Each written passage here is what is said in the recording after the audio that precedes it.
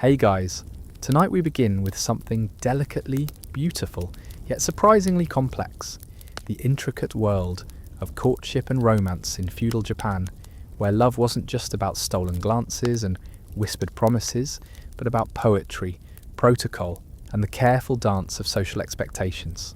So before you get comfortable, take a moment to like the video and subscribe, but only if you genuinely enjoy what I do here. And let me know in the comments where you're tuning in from and what time it is for you. It's always fascinating to see who's joining us from around the world. Now dim the lights, maybe turn on a fan for that soft background hum, and let's ease into tonight's journey together. Picture this. You're a young woman in 12th century Japan, perhaps the daughter of a minor court official or a provincial lord. Your world isn't one of dating apps or casual coffee meetings. Instead, romance unfolds through carefully crafted poems, written on delicate paper, slipped beneath bamboo screens, and delivered by trusted servants in the pre-dawn darkness. Your face might never be seen by your suitor until after marriage arrangements are finalized. Your voice might never be heard except through the rustling of silk and the soft scratch of brush against paper.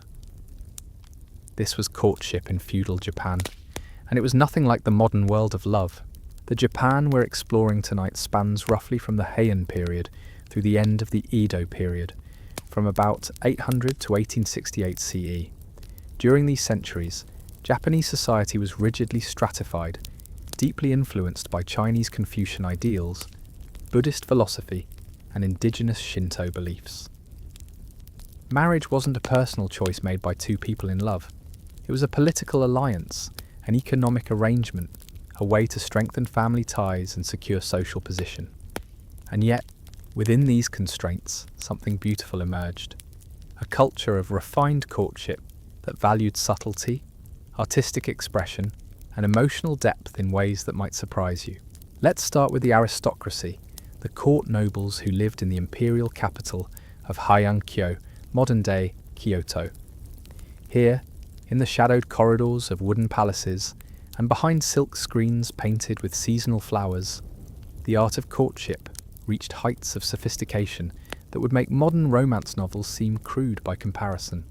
The court was a world unto itself, where men and women of noble birth spent their days composing poetry, practicing calligraphy, and engaging in elaborate social rituals that could take years to master.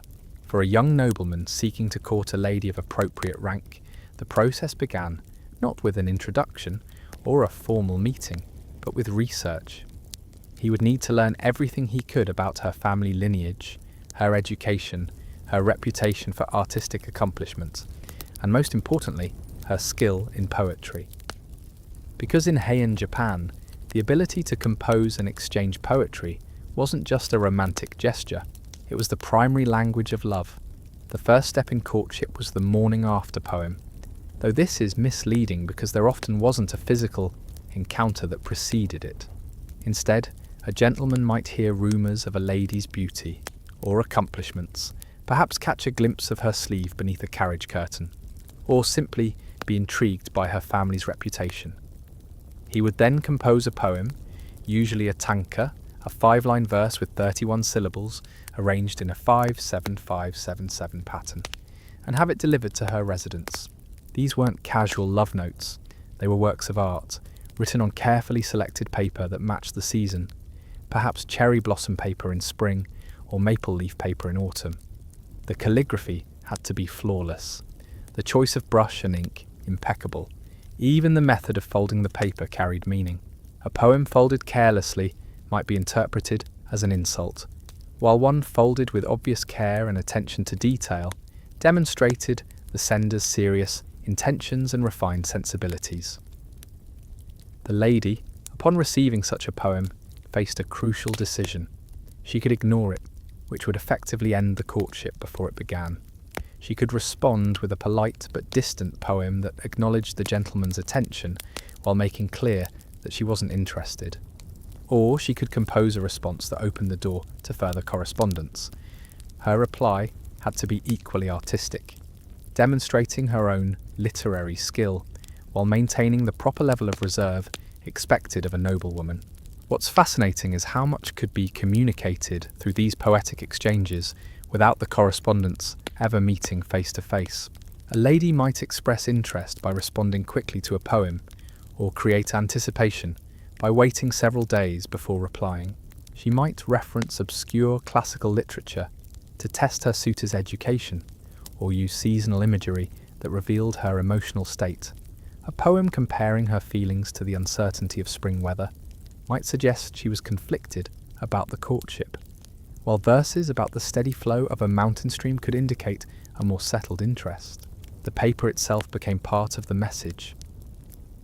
Expensive, imported Chinese paper suggested serious intentions and considerable wealth. Paper made from mulberry bark or decorated with pressed flowers showed artistic sensibility. The colour combinations were crucial too. Purple and white together might reference classical Chinese poetry about longing, while combinations of green and gold could evoke the natural beauty of specific seasons or locations mentioned in famous literary works. As these poetic correspondences continued, sometimes for months or even years, they might gradually become more personal and intimate. A gentleman might reference specific details he had learned about the lady's daily life, perhaps mentioning that he had heard her practicing the koto, a traditional stringed instrument, or that he had been told of her skill in a flower arrangement. The lady might respond with subtle acknowledgements of his attention, perhaps mentioning in verse that she'd been thinking of someone while viewing the moon, or that a particular bird song had reminded her of a recent poem. But even as these relationships deepened through written correspondence, the physical distance between the correspondents remained absolute. A well-bred lady would never allow herself to be seen by a gentleman who wasn't her husband or a close male relative. Her world was one of screens, curtains, and architectural barriers that maintained strict separation between men and women, while allowing for the exchange of poetry, gifts, and carefully orchestrated glimpses. The lady's residence would typically include a receiving room where male visitors could be entertained without compromising the privacy of the women's quarters. Here, a gentleman might sit on one side of a bamboo screen, while the lady remained hidden on the other side. They could converse in low voices, perhaps accompanied by the soft music of a flute or koto, but they would never see each other's faces. Even these conversations were highly ritualized, following protocols that had been established over generations of court practice. During certain seasons or festivals, there might be opportunities for more elaborate interactions. The cherry blossom viewing parties of spring, the moon viewing gatherings of autumn, or the poetry contests that were popular throughout the year, provided occasions when men and women of the court could participate in the same events, while maintaining appropriate separation. A gentleman might compose a poem inspired by the same moonrise that his lady friend was viewing from her own vantage point, creating a sense of shared experience despite physical distance. Gift exchange played a crucial role in these courtships. Beyond the poems themselves, suitors might send carefully chosen seasonal offerings. A branch of plum blossoms in late winter, a fan decorated with summer designs, or a small packet of rare incense could all serve as tokens of affection and demonstrations of good taste. The lady might respond with gifts of her own creation, perhaps a small silk pouch she had sewn and decorated, or a piece of calligraphy featuring a poem by a classical master. These gifts weren't valuable in monetary terms. Their worth lay in the thought, artistic skill, and cultural knowledge they represented. A gentleman who sent spring flowers that were slightly out of season might be judged as lacking in sensitivity and refinement. A lady who responded to a poem about autumn leaves with a gift decorated in spring motifs would be seen as either inattentive or deliberately dismissive. The clothing worn during these courtship rituals was itself a form of artistic expression. Court ladies of the Heian period were famous for their layered silk robes, sometimes wearing as many as 12 different coloured garments that created subtle gradations of hue visible at the sleeves, hems, and necklines. The colour combinations chosen for these layered outfits could reference classical literature, seasonal changes, or even specific emotional states. A lady preparing to receive a visitor, even one she would never see directly, might spend hours selecting the perfect combination of robes that would create exactly the right impression when glimpsed beneath a screen or curtain. Gentlemen were equally concerned with their appearance, though their clothing was generally less elaborate. The court dress of a Heian nobleman included silk robes in colours that indicated his rank and position, worn with a precision that left nothing to chance. Even the way a gentleman arranged his outer robe when sitting could communicate his level of education and refinement. As courtships progressed and became more serious, families would begin to take notice. The parents and relatives of both parties would start making discreet inquiries about each other's backgrounds, financial situations, and social connections. Marriage in feudal Japan was never just about the couple themselves. It was an alliance between families that could affect generations of descendants. A young woman's parents would want to ensure that a potential son-in-law could provide security and social advancement for their daughter, while the gentleman's family would be concerned with the lady's ability to manage a household and produce healthy children who would carry on the family line. These family investigations could be elaborate affairs involving trusted intermediaries who would gather information about everything from a family's financial stability to their reputation for producing talented offspring. A family's history of service to the imperial court, their ownership of productive agricultural lands, and their connections to powerful political figures would all be carefully evaluated.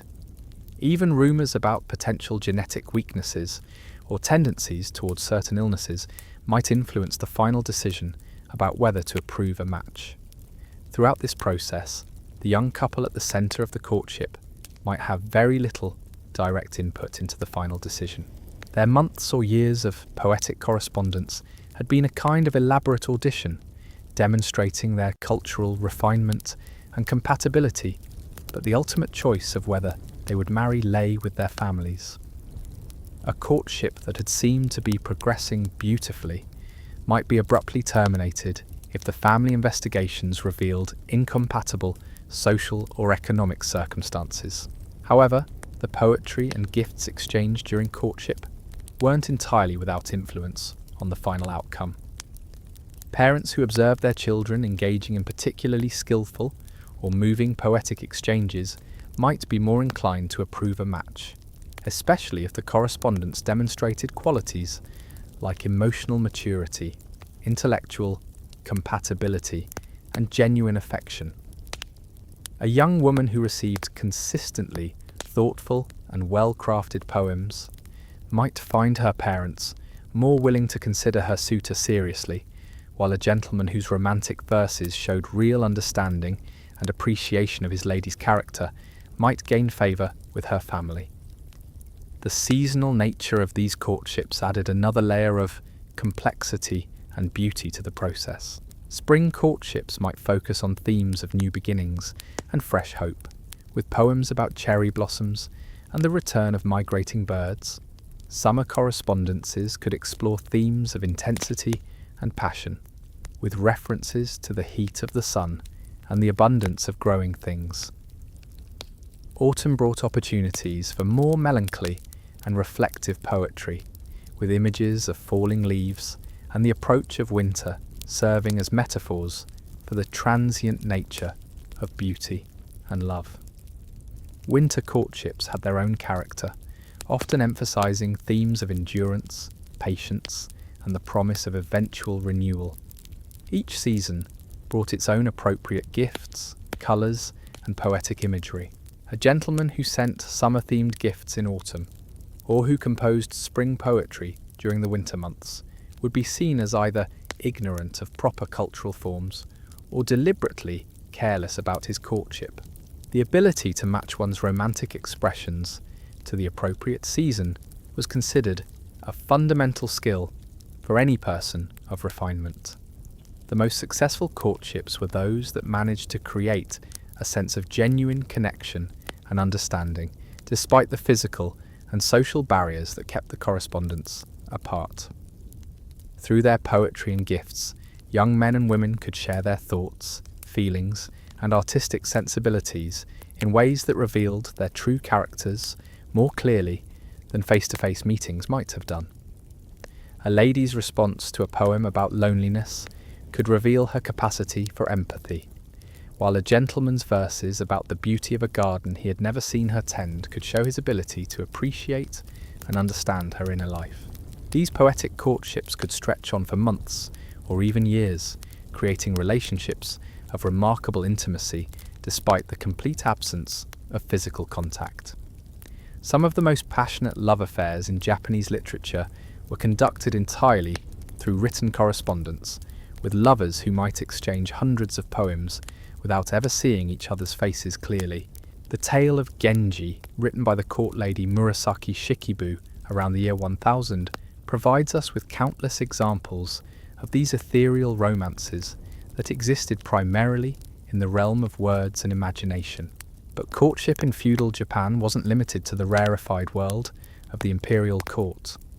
As we move down the social hierarchy, we discover that merchants, artisans, and farmers had their own customs and traditions around love and marriage, though these were often quite different from the elaborate poetic rituals of the nobility.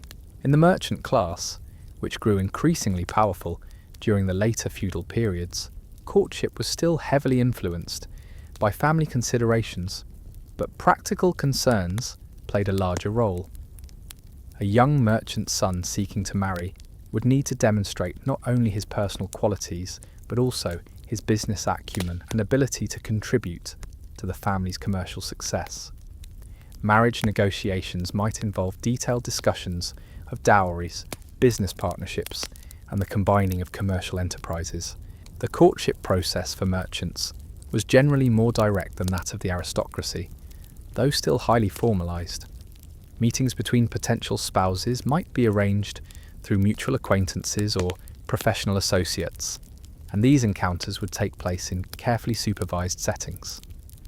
A young woman might be allowed to serve tea to a potential suitor in her family's shop or home, giving both parties an opportunity to observe each other's manners and behaviour while maintaining appropriate decorum. Even in these more practical arrangements, aesthetic considerations weren't entirely absent.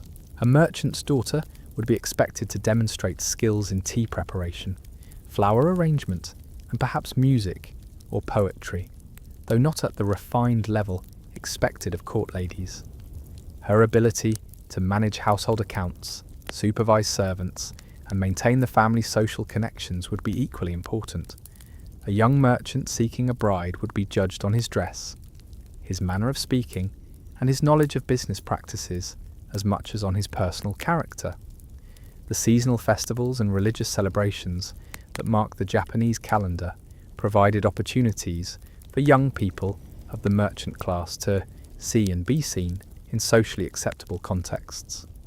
The cherry blossom festivals of spring, the summer festivals with their elaborate lantern displays, and the autumn celebrations of the rice harvest all offered occasions when families might display their daughters' accomplishments, and young men might demonstrate their worthiness as potential husbands. These festivals weren't free-for-all social events where young people could mingle at will. They were carefully orchestrated occasions where families could make subtle evaluations of potential matches while participating in community celebrations. A young woman's skill in dancing during a festival performance, her choice of clothing, and her behaviour toward her elders would all be noted by families with marriageable sons. Similarly, young men would be observed for their generosity in making donations to temples, their skill in traditional games or competitions, and their respectful behaviour toward community leaders. The role of go-betweens, or nakodo, was crucial in merchant-class courtships. These were trusted individuals, often older women with extensive social connections, who specialised in arranging marriages and facilitating the complex negotiations that surrounded them. A skilled nakodo would maintain detailed knowledge of the eligible young people in her community, including their family backgrounds, personal qualities, financial prospects, and temperamental characteristics. When a family decided it was time for their child to marry, they would often consult with a nakodo to identify suitable candidates. The go-between would then begin a delicate process of inquiry and negotiation, sounding out the interest of potential matches while being careful not to commit either family to arrangements that might prove unsuitable. This process could take months, with the nakodo serving as an intermediary for increasingly detailed discussions about dowries, living arrangements, and the specific terms of the marriage contract. The nakodo's role didn't end with the arrangement of the marriage. She would often continue to serve as an advisor and mediator for the young couple, helping them navigate the early challenges of married life, and occasionally intervening when conflicts arose. A successful nakodo built her reputation on the happiness and stability of the matches she arranged, which gave her strong incentives to make thoughtful and compatible pairings. In rural areas where the majority of Japan's population lived as farmers and agricultural workers, courtship followed different patterns again.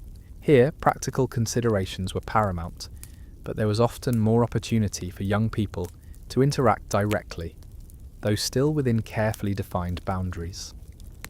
Agricultural work was inherently seasonal, with periods of intense activity during planting and harvest alternating with quieter times when there was more opportunity for social interaction. Young farmers might first encounter their future spouses during the collaborative work that was essential to agricultural life. Rice planting, which required the coordinated efforts of entire communities, provided occasions when young men and women could work in proximity while being supervised by their elders. The singing that traditionally accompanied agricultural work served multiple purposes beyond making the labour more bearable. Work songs often included improvised verses that allowed young people to express their personalities and even their romantic interests in socially acceptable ways. A young man might compose verses praising the skill or beauty of a particular young woman, while she might respond with songs that either encouraged or gently discouraged his attention. Village festivals and religious observances provided the primary opportunities for courtship among the farming population. The annual celebrations associated with rice planting and harvesting, the summer festivals honouring local deities, and the various seasonal observances throughout the year all created occasions when young people could interact under the watchful eyes of their families and communities. These rural courtships were often more straightforward than their urban counterparts, though no less meaningful to the participants. A young farmer seeking to court a particular young woman might find opportunities to help her family with heavy work, to share the products of his own family's farm, or to demonstrate his skills in traditional crafts or music during community gatherings. The physical demands of agricultural life meant that marriages needed to be based on practical compatibility as well as personal attraction. A farming family needed partners who could contribute effectively to the work of growing food, maintaining animals, and managing households. Young women would be evaluated on their strength, their skill in various domestic arts, and their ability to work cooperatively with their husband's family. Young men would be judged on their farming ability, their physical strength, and their prospects for eventually inheriting or acquiring land of their own. Despite these practical considerations, rural courtships weren't devoid of romance or emotional connection. The seasonal cycles that governed agricultural life provided natural rhythms for romantic relationships. Spring courtships might develop during the hopeful activity of planting, while autumn relationships could deepen during the satisfaction of successful harvests. Even the hardships of winter, when farming families were confined to their homes by weather, could create opportunities for quiet conversations and the development of emotional bonds. The concept of love itself was understood differently in feudal Japan than it is in the modern world.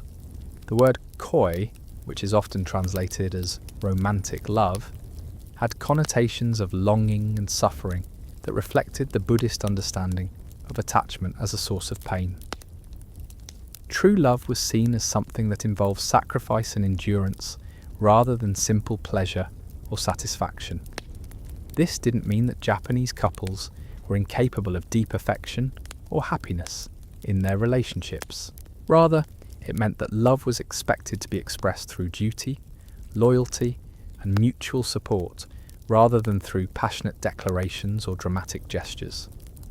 A wife who carefully managed her husband's household, bore and raised his children, and supported his career was demonstrating love through her actions. A husband who provided for his family's material needs, protected their social status, and treated his wife with respect and consideration was showing his affection through responsible behaviour. The literature of feudal Japan is filled with examples of marriages that began as practical arrangements but developed into relationships of genuine love and mutual respect. The gradual process of getting to know one another after marriage, sharing the challenges and successes of building a life together, and supporting each other through the inevitable difficulties of existence, often created bonds that were deeper and more enduring than relationships based solely on initial attraction. Infidelity, while not uncommon, was handled very differently than in modern societies. For men, especially those of higher social status, maintaining relationships with multiple women was often socially acceptable or even expected. A wealthy merchant or nobleman might have an official wife who managed his household and bore his legitimate heirs, while also maintaining relationships with courtesans, concubines, or other women who provided companionship or entertainment. These arrangements weren't necessarily sources of conflict or unhappiness. Many wives accepted their husbands' other relationships as natural parts of their social roles, focusing their own energies on their children, their household responsibilities, and their relationships with other women in their communities. Some wives even developed friendships with their husbands' other partners, particularly if those relationships were conducted with appropriate discretion and respect. For women, the situation was quite different. Adultery by a married woman was considered a serious transgression that could bring shame to her entire family and result in severe consequences ranging from divorce and social ostracism to, in extreme cases, death. This double standard reflected the patriarchal structure of feudal Japanese society, where women's primary value was seen as their ability to produce legitimate heirs and maintain family honour. However, this doesn't mean that women in feudal Japan were entirely without agency in their romantic lives. Within the constraints of their social roles, many women found ways to exercise choice and express their preferences. A woman might influence her family's selection of a husband for her by expressing strong opinions about potential suitors, or by demonstrating particular enthusiasm or reluctance in her interactions with different candidates. Once married, women often wielded considerable influence within their households, managing family finances, supervising servants, and making important decisions about their children's education and future prospects. A wife who proved herself capable and trustworthy might find that her husband consulted her on business matters or relied on her judgment in social situations. The relationship between mothers-in-law and daughters-in-law was particularly important in Japanese family structure. When a young woman married, she typically moved into her husband's family home and came under the authority of his mother. This arrangement could be a source of conflict, but it could also provide mentorship and support. An experienced mother-in-law could teach her daughter-in-law the specific customs and expectations of her new family, while a capable daughter-in-law could eventually become a trusted partner in managing household affairs. The training of daughters for marriage began early and was considered one of a family's most important responsibilities. Young girls would be taught not only practical skills like cooking, sewing, and household management, but also the social graces that would help them navigate their roles as wives and mothers. This education might include instruction in poetry, music, and tea ceremony for families that could afford such refinements, or focus more heavily on practical skills for families of more modest means. The concept of female beauty in feudal Japan was quite specific and differed significantly from modern standards. The ideal woman was described as having very pale skin, long black hair, a small mouth, and a quiet, graceful manner. The practice of blackening teeth, which was common among married women of the upper classes, was considered an enhancement of beauty rather than a disfigurement. Similarly, the elaborate white face makeup worn by court ladies and geishas was intended to create an otherworldly, ethereal appearance that emphasized refinement over natural beauty. These beauty standards weren't merely aesthetic preferences. They reflected deeper cultural values about femininity, social status, and moral character. Very pale skin indicated that a woman didn't need to work outdoors, suggesting high social status. A quiet manner demonstrated proper feminine modesty and self-control. Even the blackened teeth, which may seem strange to modern eyes, were thought to prevent the distraction that white teeth might cause and to demonstrate a woman's commitment to her married status. The elaborate beauty rituals of feudal Japanese women could take hours to complete each day. A lady of the court might rise before dawn to begin the process of applying the thick white powder made from rice flour and lead that would give her the desired porcelain complexion. This wasn't simply vanity, it was a form of artistic expression and social communication that required genuine skill to execute properly.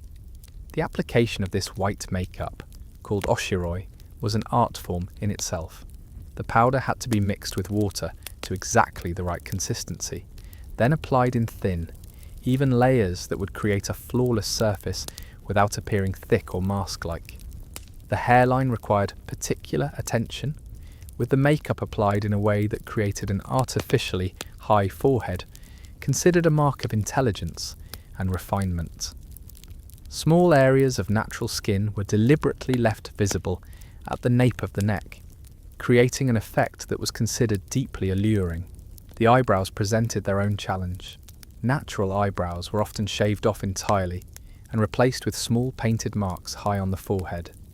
These artificial eyebrows, called hikimayu, were painted in various shapes that could indicate a woman's age, marital status, and social position. Young unmarried women might wear their painted eyebrows in one style, while married women would adopt a different pattern, and older women might use yet another variation. The lips required equal attention. The ideal mouth was very small, much smaller than most women's natural lip line, so cosmetics were used to create the illusion of tiny, bow-shaped lips painted in deep red or sometimes black. This process involved first covering the natural lips with the white face powder, then carefully painting the desired shape with brushes so fine they contained only a few hairs. These beauty rituals weren't performed in isolation. They were often social activities where mothers, daughters, sisters, and female servants would gather together in the women's quarters, sharing techniques, gossiping about court affairs, and strengthening the bonds that held the female hierarchy of the household together. A young woman learning these skills would be guided by older, more experienced women who could teach not only the technical aspects of makeup application, but also the cultural significance of different styles and the appropriate variations for different occasions. The clothing worn during courtship was equally complex and meaningful. The famous layered robes of court ladies called junihito, or 12 layers, could actually include many more than 12 individual garments. Each layer served both practical and aesthetic purposes, creating subtle gradations of colour that would be visible at the sleeves, hem, and neckline. The combinations of colours chosen for these layers referenced classical literature, seasonal changes, emotional states, and even specific poems that an educated observer would be expected to recognise. A lady preparing to receive a suitor's poem, even though she would never be seen directly, might spend hours selecting exactly the right combination of robes that would create the perfect impression if glimpsed beneath a screen or curtain. The outermost robe might be deep purple silk with autumn maple leaves embroidered in gold thread, while the underlayers created a gradual transition through lighter purples, pale blues, and finally white at the innermost layer. The total effect would reference classical poems about autumn longing while demonstrating the wearer's sophisticated understanding of colour harmony and seasonal appropriateness. The weight of these layered garments was considerable. A fully dressed court lady might be wearing 30 or 40 pounds of silk robes, making movements slow and deliberate. This physical constraint became part of the aesthetic ideal, as the graceful management of heavy, flowing garments was considered a mark of refinement and breeding. The way a woman arranged her robes when sitting, the manner in which her sleeves fell when she raised her hand to write, even the sound the silk made when she moved, all became part of her appeal as a potential bride. Hair arrangement was another crucial element of feminine beauty that required considerable skill and time to achieve. The ideal hairstyle for court ladies was extremely long hair, often reaching to the floor, when unbound, worn in elaborate arrangements that might take hours to create. These hairstyles weren't simply decorative. They communicated specific information about the wearer's age, marital status, and social position. Young unmarried women typically wore their hair in styles that allowed much of its length to flow freely, demonstrating the health and beauty that would be passed on to their children. Married women adopted more restrained styles that kept their hair more securely bound, while older women might wear their hair in entirely different configurations that emphasized dignity and wisdom over youthful beauty. The hair ornaments used to secure and decorate these elaborate styles were works of art in themselves. Combs carved from precious woods and decorated with gold, silver, or mother-of-pearl inlays could cost more than a farmer's family might earn in an entire year. Hairpins made from jade, coral, or rare metals were chosen not only for their beauty, but for their symbolic meanings. A hairpin shaped like a crane might reference wishes for longevity, while one decorated with plum blossoms could indicate hope for fertility and new beginnings. The process of arranging a court lady's hair required the assistance of skilled servants who specialized in this art. These women, often from families that had served in the imperial household for generations, possessed knowledge of historical styles, seasonal appropriateness, and the symbolic meanings of different arrangements that took years to acquire. A lady's relationship with her hairdressing servants was often one of her most important female friendships, as these women would be privy to her most intimate thoughts and concerns during the long hours spent on grooming. The seasonal nature of Japanese aesthetics extended to every aspect of personal appearance and courtship behavior. Spring called for clothing in soft pastels that referenced cherry blossoms and young leaves, with hair ornaments shaped like butterflies or birds returning from their winter migrations.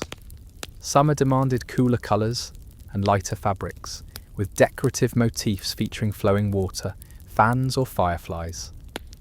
Autumn brought deeper, richer colours, with patterns of maple leaves, chrysanthemums, or wild geese flying south for the winter. Winter required more sombre tones, with designs featuring pine branches, snow crystals, or the bare branches of dormant trees. A woman who appeared in spring colours during autumn, or who wore winter motifs in summer, would be seen as either ignorant of proper cultural forms or deliberately careless about her appearance. The ability to match one's personal presentation to the appropriate season was considered a fundamental skill for any person of refinement, and mistakes in this area could seriously damage one's reputation and marriage prospects. The incense that permeated the clothing and living spaces of the aristocracy played a subtle but important role in courtship rituals. Different combinations of aromatic woods, resins, and herbs created distinctive scent profiles that became associated with particular individuals. A lady might be known throughout the court for her signature incense blend, and suitors would come to associate that particular fragrance with thoughts of her. The exchange of incense samples or the gift of rare aromatic materials became another form of romantic communication. The creation of personal incense blends was considered a high art, requiring knowledge of how different materials would interact when burned together, how the scents would change over time, and what emotional or aesthetic effects different combinations might produce. A skilled incense blender could create fragrances that evoked specific seasons, emotions, or even literary works, adding another layer of meaning to the already complex language of courtship. The role of seasonal festivals in providing opportunities for courtship extended beyond simple social gatherings. These occasions often featured elaborate competitions in poetry, music, or other artistic skills that allowed young people to demonstrate their accomplishments in socially acceptable settings. A poetry contest during the cherry blossom season might provide an opportunity for a young man to compose verses that subtly praised a particular lady's beauty or intelligence, while she might respond with poems that either encouraged or politely deflected his attention. The moon viewing parties of autumn were particularly important for romantic development. These gatherings, called tsukimi, involved groups of people coming together to appreciate the beauty of the full moon while composing poetry, playing music, and sharing seasonal delicacies.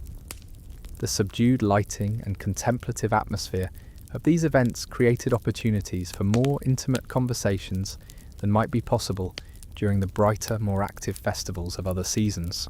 During tsukimi gatherings, participants would often engage in collaborative poetry composition, with one person beginning a poem and others adding subsequent lines.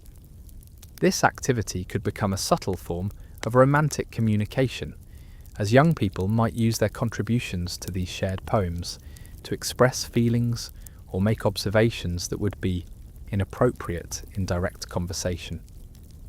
A young man might add a line about the loneliness of the autumn moon, while his lady friend might respond with verses about the comfort of shared solitude. The serving of special foods during these seasonal gatherings provided another avenue for romantic expression. The preparation of traditional sweets, shaped like autumn leaves, the careful arrangement of seasonal fruits, or the brewing of tea blends that captured the essence of particular times of year, all became ways for young women to demonstrate their domestic skills and artistic sensibilities to potential suitors. The tea ceremony itself, which developed during the later feudal periods, became another important context for courtship among the merchant and warrior classes. The ritual preparation and serving of tea required years of training to master, and a young woman's skill in tea ceremony could significantly enhance her attractiveness as a marriage partner. The ceremony's emphasis on harmony, respect, purity, and tranquility provided a framework for interactions between men and women that maintained appropriate social boundaries, while allowing for the development of mutual appreciation and understanding. The physical movements required for proper tea ceremony were slow, graceful, and highly controlled, creating opportunities for subtle displays of feminine beauty and refinement. The way a woman knelt, the manner in which she handled the tea implements, even the rhythm of her breathing during the ceremony, all became part of her appeal. Men participating in these ceremonies could demonstrate their own refinement through their appreciation of the tea's quality, their knowledge of the seasonal appropriateness of the chosen utensils, and their ability to compose appropriate poetry inspired by the experience. The architectural spaces where these courtship rituals took place were designed specifically to enhance their effectiveness while maintaining proper social boundaries. The receiving rooms of aristocratic homes featured carefully placed screens, curtains, and architectural elements that allowed for controlled visibility and acoustic privacy.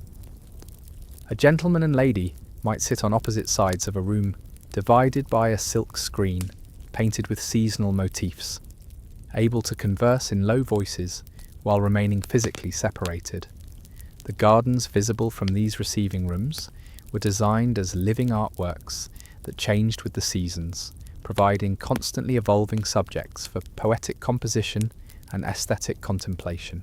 A courtship that began in spring might progress through summer, with the couple sharing observations about the changing flowers and foliage, developing into autumn with discussions of the deeper meanings suggested by falling leaves and migrating birds, and reaching resolution in winter as the stark beauty of snow-covered branches provided metaphors for the purity and endurance of true affection.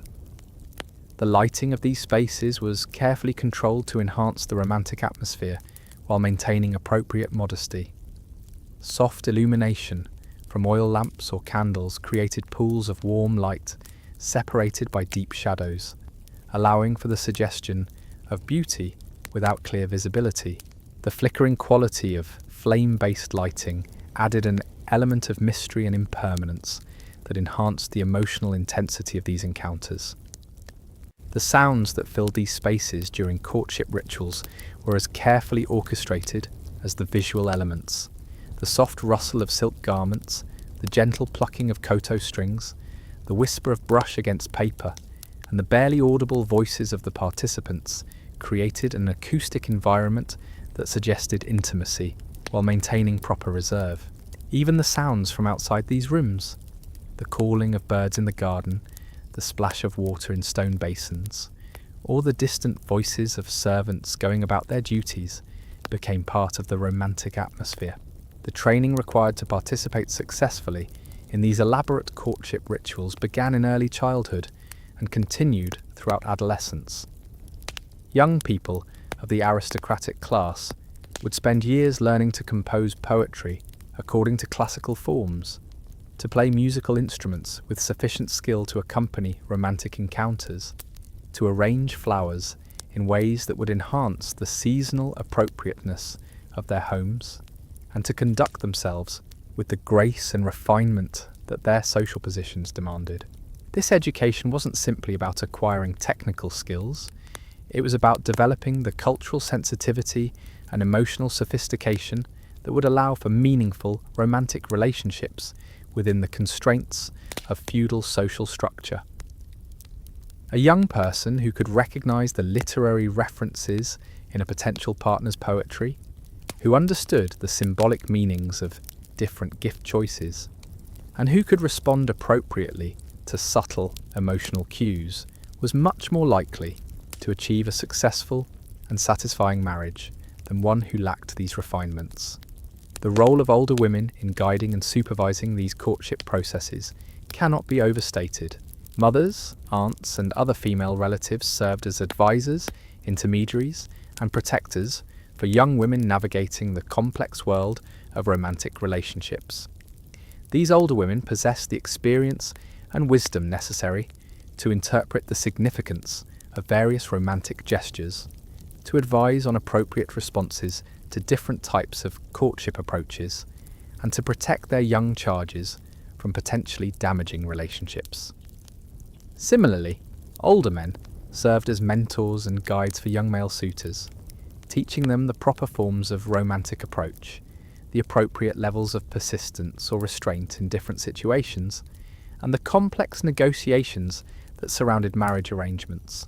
A young man without proper guidance from experienced relatives or mentors was at a significant disadvantage in the competitive world of aristocratic courtship.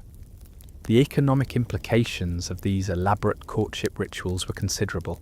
The materials required for proper dress, the servants needed to maintain appropriate standards of beauty and household management, the gifts exchanged during romantic relationships, and the entertainment expenses associated with seasonal festivals and social gatherings could strain even wealthy families' resources. This economic pressure served as another factor in determining which young people were considered suitable marriage partners, as families needed to be confident that potential spouses could maintain the lifestyle standards that their social positions demanded. The preservation of family honour and reputation was paramount in all aspects of these courtship processes. A single scandal or impropriety could damage a family's standing for generations, affecting not only the immediate participants, but their siblings, children, and more distant relatives. This pressure created an environment where every action, word, and gesture was carefully considered for its potential impact on family reputation. The consequences of failed courtships could be severe, particularly for young women whose romantic reputations might be permanently damaged by associations with inappropriate suitors or by behaviour that was considered too forward or improper. A young woman who was known to have encouraged the attentions of a man who was later deemed unsuitable might find it difficult to attract other potential husbands, even if the relationship had never progressed beyond the exchange of poetry. For young men, the stakes were equally high, though perhaps less immediately devastating. A gentleman who gained a reputation for inappropriate behaviour, poor judgment in romantic matters, or failure to conduct himself according to proper social forms, might find his career prospects limited and his social standing diminished. The interconnected nature of feudal Japanese society meant that romantic failures could affect professional relationships, political alliances, and business opportunities for years to come. The seasonal timing of marriage proposals and wedding ceremonies followed ancient traditions that connected human relationships to the natural cycles of the agricultural year. Spring weddings were associated with new beginnings and fertility, making them particularly popular for young couples hoping for many children. Autumn ceremonies took advantage of the harvest season's abundance, ensuring that families could provide appropriate feasting and celebration for their guests. Winter marriages were less common, but carried their own significance, suggesting relationships built on endurance and the ability to find warmth and comfort during difficult times. Summer weddings were often avoided due to the practical difficulties of maintaining elaborate dress and makeup in hot weather, though some families chose this season specifically to demonstrate their wealth and ability to overcome such challenges. The actual wedding ceremonies themselves were elaborate affairs that could last for days and involve hundreds of guests. The central ritual involved the sharing of sake, rice wine, between the bride and groom, symbolizing their union and their commitment to sharing both the sweet and bitter aspects of life together.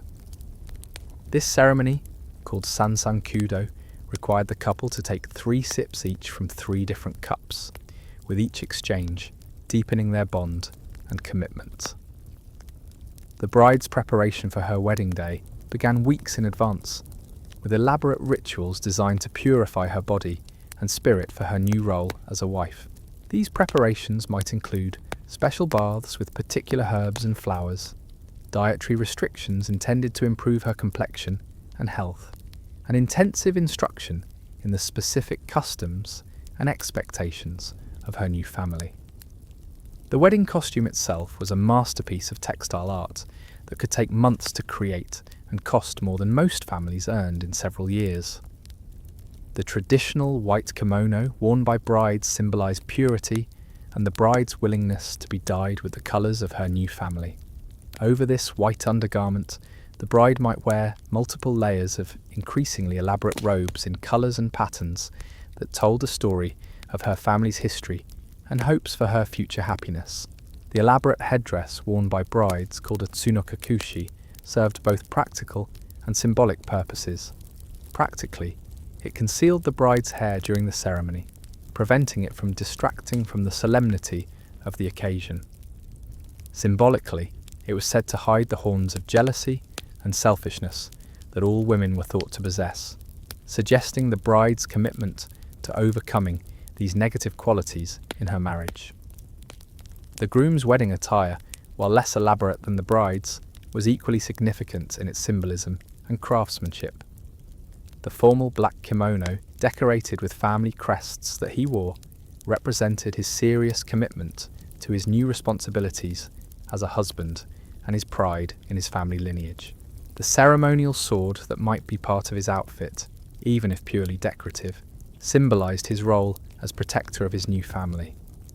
The wedding feast that followed the ceremony provided an opportunity for both families to display their wealth, cultural refinement, and social connections. The menu for these celebrations was carefully planned to include foods that symbolized fertility, longevity, and prosperity. Red snapper, with its auspicious color and long lifespan, was considered essential.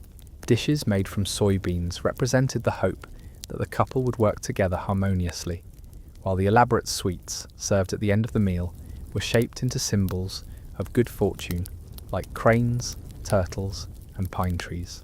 The entertainment during wedding celebrations showcased the artistic accomplishments of both families and their social circles. Professional musicians and dancers might be hired to perform classical pieces, while family members and guests would be expected to contribute poetry, songs, or other artistic performances. These entertainments served multiple purposes: honouring the new couple, demonstrating the cultural sophistication of the families involved, and providing opportunities for other young people to display their own accomplishments to potential marriage partners. The gift-giving traditions associated with weddings were complex and highly regulated by social custom. The types of gifts considered appropriate, their monetary value, and the manner of their presentation all followed strict protocols that had been established over centuries. Gifts that were too expensive might embarrass families of more modest means, while gifts that were too simple could be interpreted as insults. The most valued presents were often handmade items that demonstrated the giver's artistic skills and personal investment in the couple's happiness. The honeymoon period, if it can be called that, was quite different from modern expectations.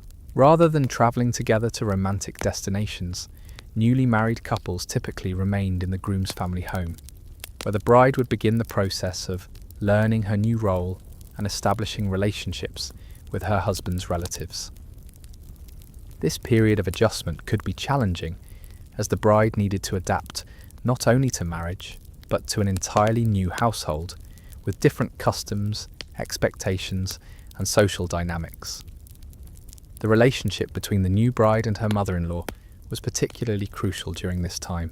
The older woman held considerable authority over household management and could make the bride's transition either smooth and supportive or difficult and stressful.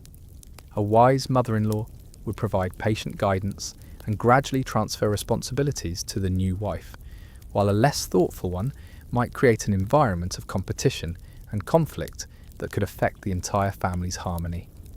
The establishment of the new couple's own household, if it ever occurred, was typically a gradual process that might take years to accomplish. Economic independence was difficult to achieve in feudal Japan, where most wealth was tied to land ownership or family businesses that required generations to build. Many couples remained in extended family arrangements throughout their lives, with multiple generations sharing the same residence and resources. The birth of children, particularly sons, marked a crucial transition in the couple's relationship and their status within their families. The ability to produce healthy heirs was seen as the primary purpose of marriage, and couples who remained childless for extended periods faced social pressure and sometimes dissolution of their union. The elaborate rituals surrounding pregnancy, childbirth, and early childhood were designed to ensure the health of both mother and child while protecting the family's investment in future generations. The naming of children involved complex considerations of family history, astrological influences, and social aspirations. Names were chosen not only for their sound and meaning, but for their potential effects on the child's character and destiny.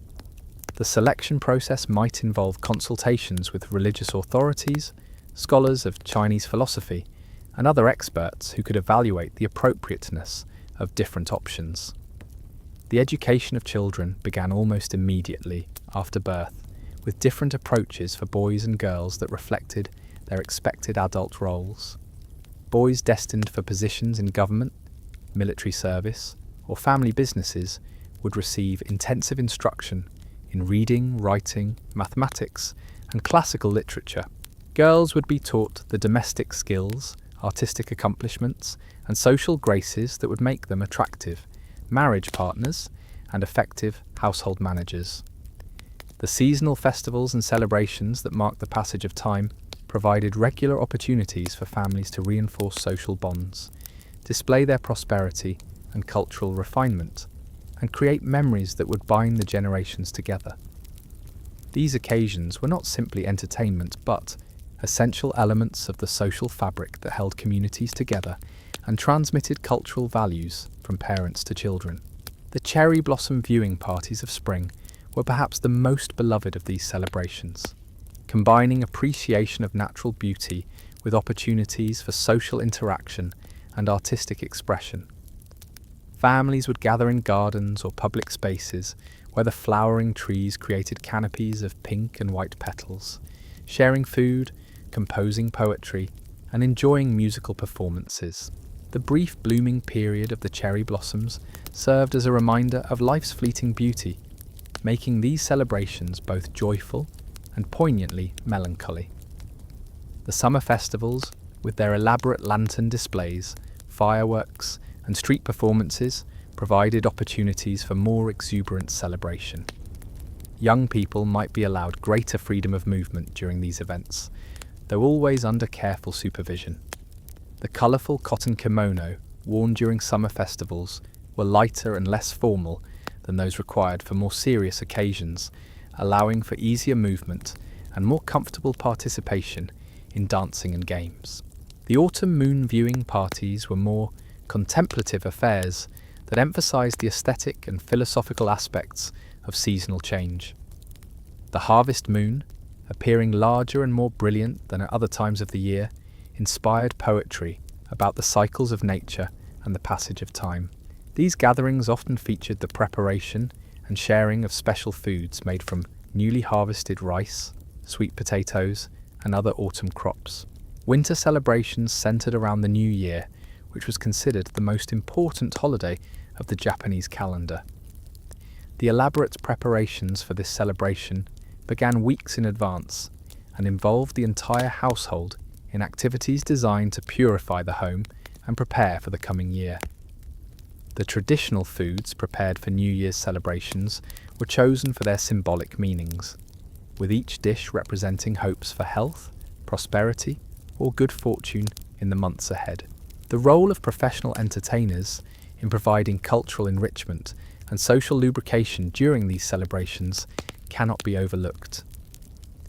Geishas, who were trained from childhood in music, dance, poetry, and conversation, served as living embodiments of feminine refinement and artistic accomplishment. Their presence at gatherings added an element of sophistication and cultural authority that enhanced the social status of their hosts. The training required to become a geisha was intensive and began at a very young age, often with girls who had been sold to geisha houses by impoverished families. These young women, called maiko during their apprenticeship years, would spend decades learning the complex arts of entertainment, developing the skills in music, dance, and conversation that would make them valued companions for wealthy and powerful men. The relationship between geishas and their clients was carefully regulated by tradition and economic necessity. While these women provided companionship and entertainment, they were not prostitutes, though the distinction was sometimes blurred in practice. The most successful geishas were those who could maintain their artistic integrity while navigating the complex social and economic pressures of their profession. The elaborate dress and makeup of geishas represented the pinnacle of Japanese aesthetic refinement, with every element carefully chosen to create maximum visual impact. The white face powder, elaborate hair arrangements, and richly decorated kimono were not simply beautiful, but communicated specific information about the wearer's training, status, and artistic specializations. The music and dance performances of geishas drew upon centuries of classical tradition while incorporating contemporary innovations and personal interpretations. The shamisen, a three-stringed instrument that provided accompaniment for most geisha performances, required years of practice to master. The subtle variations in rhythm, tone, and technique that distinguished truly accomplished players were appreciated by connoisseurs who had been educated in these musical traditions from childhood.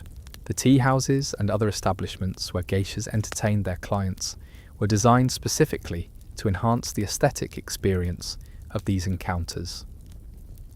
The architecture, interior decoration, garden design, and even the selection of serving dishes were all coordinated to create environments that would stimulate artistic appreciation and sophisticated conversation. The economic system that supported the geisha districts was complex and involved multiple layers of business relationships, social obligations, and artistic patronage. The most successful geishas might eventually achieve enough financial independence to establish their own tea houses or to retire comfortably, while those less fortunate might find themselves trapped in cycles of debt and dependency that lasted throughout their working lives. The influence of geisha culture on broader Japanese society was considerable, particularly in establishing standards of feminine beauty, artistic accomplishment, and social sophistication that influenced the expectations placed on women throughout the social hierarchy.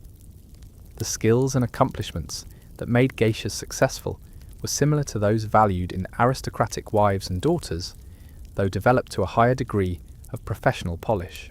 The relationship between the world of professional entertainment and the domestic sphere of marriage and family life was complex and sometimes contradictory.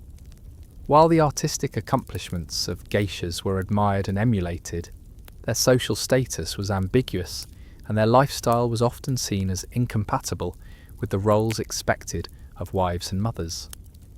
The patronage system that supported traditional arts in feudal Japan created opportunities for artistic development and cultural preservation that might not have existed otherwise. Wealthy merchants, powerful political figures, and members of the aristocracy competed with each other to support the most talented artists, musicians, and performers, creating an environment where artistic excellence could flourish. The seasonal nature of Japanese artistic expression meant that entertainers needed to master a vast repertoire of songs, dances, and other performances appropriate to different times of the year. A geisha's reputation might depend as much on her ability to select and perform pieces that perfectly captured the mood of a particular season or occasion as on her technical skill in executing them. The preservation of these artistic traditions required not only individual talent, but institutional support from schools, guilds, and other organisations that could maintain standards, train new generations of performers, and adapt classical forms to changing social conditions. The continuity of these traditions across centuries of political and social change testifies to their deep cultural significance and the dedication of those who preserved them. The role of writing and literature in courtship extended beyond the composition of personal poems to include the shared appreciation of classical works and the ability to make subtle literary references in conversation and correspondence. Young people of educated families were expected to be familiar with the great works of Chinese and Japanese literature, and their ability to quote appropriate passages or make clever allusions could significantly enhance their attractiveness as marriage partners. The tale of Genji, written by Murasaki Shikibu in the early 11th century, provided a detailed portrait of court life and romantic relationships that served as both entertainment and instruction for later generations. The complex emotional relationships described in this work established models of romantic behaviour that influenced Japanese courtship practices for centuries. The poetry competitions that were popular among the aristocracy served multiple functions beyond simple entertainment.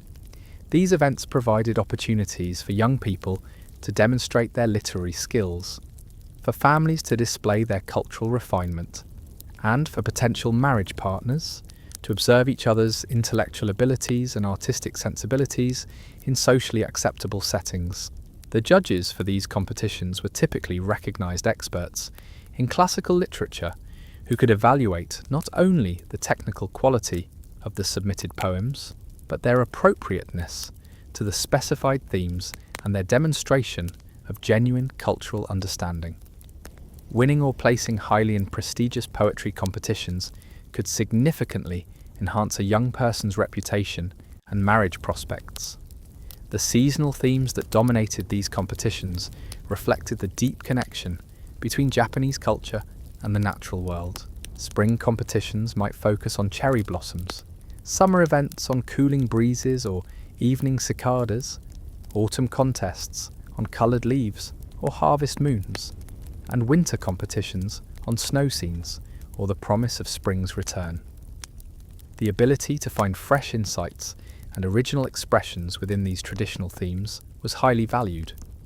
The collaborative poetry forms that were popular during some periods allowed participants to demonstrate not only their individual skills, but their ability to work harmoniously with others and to build upon the contributions of previous poets.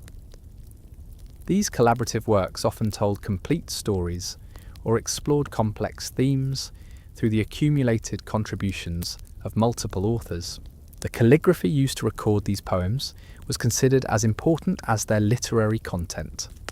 The choice of brush, ink and paper, the style of writing, and the overall visual presentation of the text were all subject to aesthetic evaluation.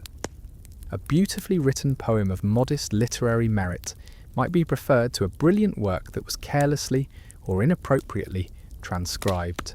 The preservation of these poems in personal collections, family archives, and imperial libraries created a vast body of literature that documented not only individual artistic achievements, but the evolution of cultural values, aesthetic preferences, and social relationships across many generations.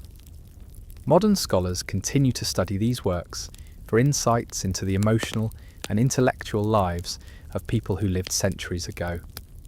The influence of Chinese literary traditions on Japanese poetry and courtship practices was profound, but not simply imitative. Japanese poets and lovers adapted Chinese forms, themes, and aesthetic principles to their own cultural circumstances, creating distinctive art forms that reflected both international influences and local sensibilities. The development of uniquely Japanese poetic forms, like the tanka and later the haiku, represented attempts to create artistic expressions that captured the particular qualities of Japanese emotional and aesthetic experience. The brevity of these forms required poets to achieve maximum impact through careful selection of images, sounds, and associations. The integration of poetry into daily life meant that the ability to compose appropriate verses became a practical social skill, rather than simply an artistic accomplishment. A person who could create a suitable poem to accompany a gift, to express condolences after a death, or to celebrate a seasonal festival was better equipped to navigate the complex social relationships that defined their world. The teaching of poetic composition began in childhood for members of educated families, with young people learning to recognize and use the classical references, seasonal associations, and emotional vocabularies that would allow them to participate effectively in their culture's literary traditions. This education was seen as essential preparation for adult social roles rather than optional cultural enrichment. The music that accompanied these educational processes wasn't merely background entertainment. It was an integral part of emotional and aesthetic development. Young people learned to play the koto, shamisen, and various flutes not just for personal enjoyment, but as essential tools for romantic communication. A gentleman might express his feelings through the subtle variations in his flute playing during moon viewing parties, while a lady could respond through her koto performance, creating musical conversations that conveyed emotions too delicate for words. The timing of these musical exchanges was crucial. A melody played too eagerly might suggest improper forwardness, while one performed with excessive restraint could be interpreted as disinterest. The repertoire of pieces appropriate for different stages of courtship was extensive, with specific compositions reserved for initial introductions, others for deepening relationships, and still others for expressions of commitment or farewell. The acoustics of traditional Japanese architecture enhanced these musical communications.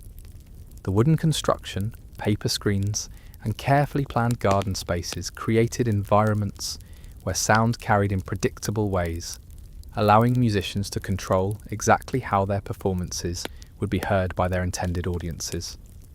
A koto played in an inner room might be barely audible in an adjacent garden, creating an atmosphere of mystery and intimacy that enhanced its romantic impact.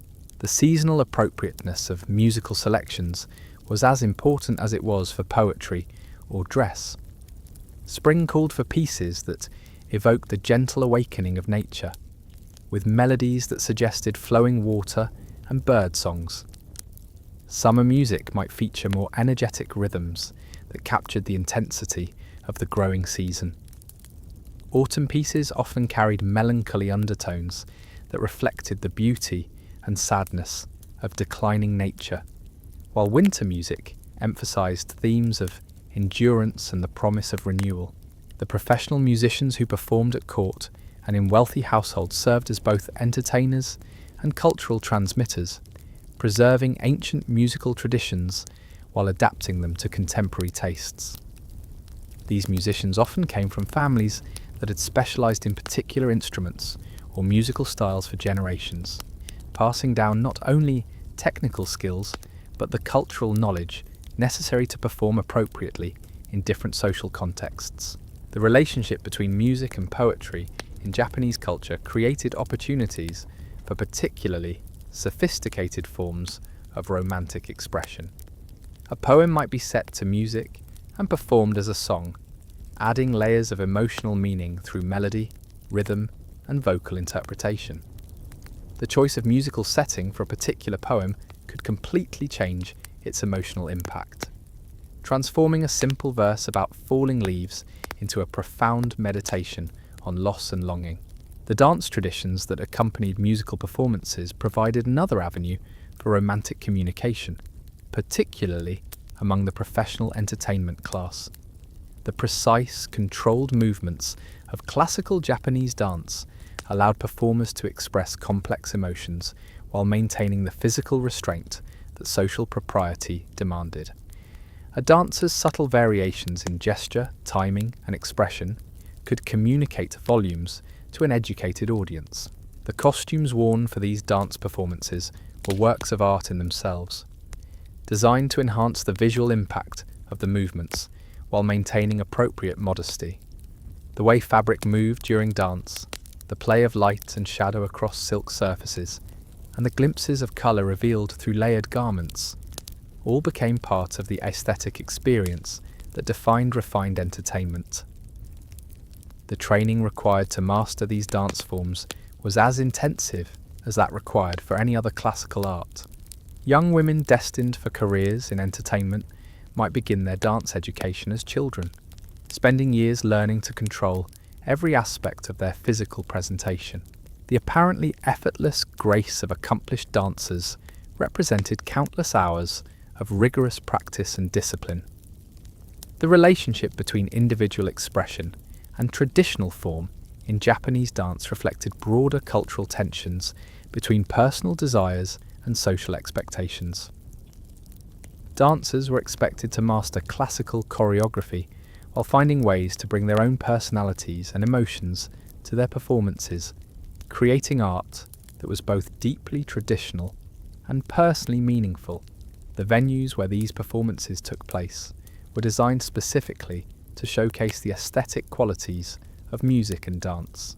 The elevated stages, careful lighting arrangements, and acoustic properties of traditional theatres created environments where every subtle gesture and vocal nuance could be appreciated by connoisseurs who had been educated to recognise and value artistic excellence. The audience for these performances wasn't passive, but actively participated in the aesthetic experience through their responses and evaluations. The ability to recognise superior artistry, to appreciate subtle variations in traditional forms, and to respond appropriately to different types of performances was itself a mark of cultural refinement that enhanced one's social status and marriage prospects. The economic support system for traditional arts created complex networks of patronage that connected wealthy sponsors with talented performers and teachers. These relationships often lasted for generations, with families of patrons supporting particular artists or artistic institutions as a way of demonstrating their cultural commitment and social responsibility. The festivals and celebrations that punctuated the Japanese calendar provided regular opportunities for artistic performance and cultural reinforcement. These events weren't simply entertainment, but essential mechanisms for transmitting cultural values, strengthening social bonds, and creating shared experiences that unified communities across class boundaries. The New Year celebrations were particularly elaborate affairs that involved the entire society in rituals of renewal and purification. The specific foods prepared for these occasions, the decorations used to adorn homes and public spaces, and the ceremonies performed to welcome the new year all followed ancient traditions that connected contemporary people with their ancestors and cultural heritage. The preparation for New Year festivities began weeks in advance and involved every member of the household in activities that reinforced family bonds while preparing for the spiritual and practical challenges of the coming year. The thorough cleaning of homes, the preparation of special foods, and the creation of decorative displays all served both practical and symbolic purposes. The visiting patterns that characterized New Year celebrations provided opportunities for social networking and relationship maintenance that were crucial to the functioning of feudal society. Families would receive guests according to carefully established protocols that reflected social hierarchies while allowing for the expression of mutual respect and affection. The gifts exchanged during these visits followed complex rules about appropriateness, value, and symbolic meaning. The ability to select and present suitable gifts demonstrated cultural knowledge and social sensitivity that could affect relationships for years to come. A poorly chosen gift might create offense or embarrassment that would damage family relationships across generations. The games and entertainments that filled the New Year period provided opportunities for young people to interact in supervised settings while demonstrating their skills and personalities to potential marriage partners.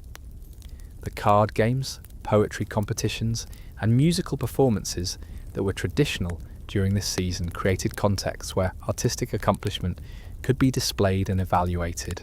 The food traditions associated with New Year celebrations were perhaps the most complex and symbolically loaded of any seasonal observance. Each dish served during the holiday period carried specific meanings related to hopes for health, prosperity, longevity, or good fortune in the coming year. The preparation of these foods required considerable skill and advanced planning, making them opportunities for household managers to demonstrate their competence. The architectural modifications made to homes during New Year preparations transformed domestic spaces into sacred environments suitable for receiving divine blessings and honouring ancestral spirits. The specific decorations used, their placement, and their symbolic meanings all followed traditional patterns that had been refined over centuries of cultural development. The religious observances that accompanied New Year celebrations connected individual, families and communities with larger spiritual frameworks that gave meaning to daily life and social relationships. The visits to temples and shrines, the offerings made to deities and ancestors, and the prayers for divine protection and guidance all reinforced the spiritual dimensions of human existence. The divination practices that were popular during New Year provided ways for people to gain insight into their future prospects, while reinforcing cultural beliefs about fate, karma, and the interconnectedness of human actions and cosmic forces. The interpretation of omens, dreams, and ritual outcomes required specialized knowledge that was often possessed by religious specialists or elderly family members. The resolution-making traditions that accompanied the New Year encouraged personal reflection and commitment to self-improvement in ways that reinforced social values while allowing for individual agency. The specific types of commitments considered appropriate, the methods for maintaining them throughout the year, and the consequences of success or failure all reflected deeper cultural beliefs about personal responsibility and moral development. The literary traditions associated with New Year included both classical works that were traditionally read during this season and contemporary compositions that captured the particular hopes and concerns of each year's celebration. The ability to reference appropriate literary works or to compose original pieces suitable for the occasion was another mark of cultural refinement. The musical traditions of New Year involved both sacred and secular compositions that created acoustic environments suitable for celebration reflection, and spiritual communion. The specific instruments used, the timing of performances, and the selection of pieces all followed established patterns while allowing for creative interpretation and personal expression. The dance performances that were part of New Year celebrations ranged from formal court dances performed by professionals to folk dances that involved entire communities in expressions of joy and unity. The costumes worn for these performances, the spaces where they were held, and the audiences who witnessed them all contributed to their cultural significance. The storytelling traditions that flourished during New Year gatherings provided opportunities for older family members to pass on historical knowledge, moral teachings, and family traditions to younger generations.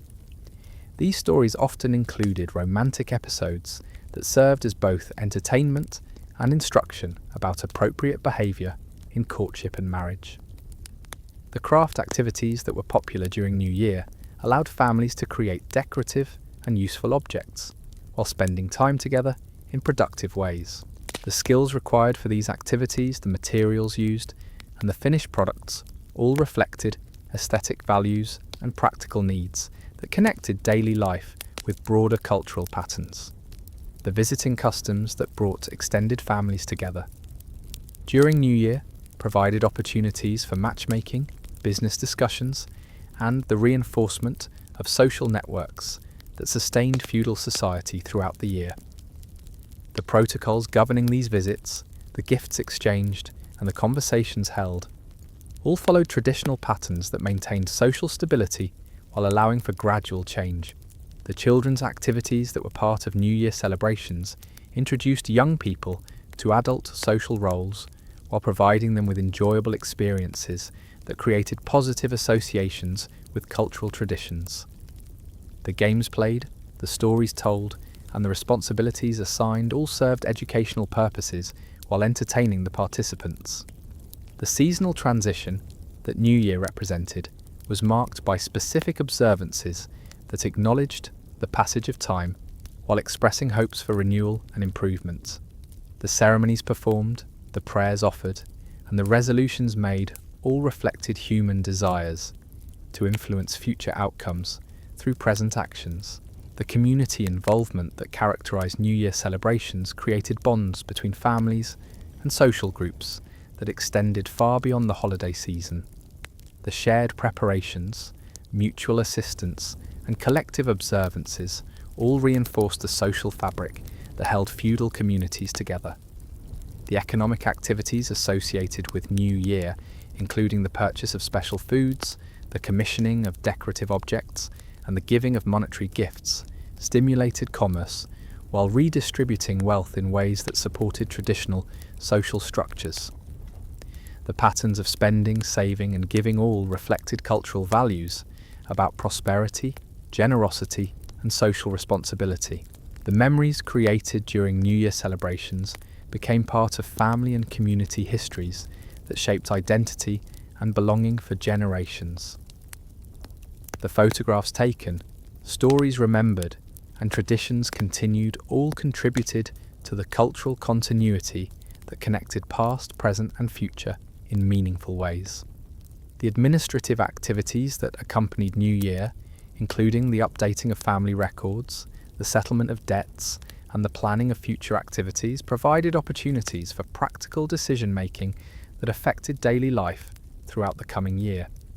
The timing of these activities, their integration with ceremonial observances, and their connection to spiritual practices all reflected the holistic nature of traditional Japanese culture.